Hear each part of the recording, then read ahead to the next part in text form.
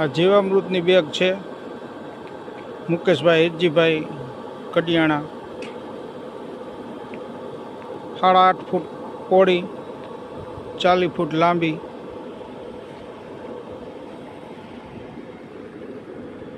20 ઘન મીટર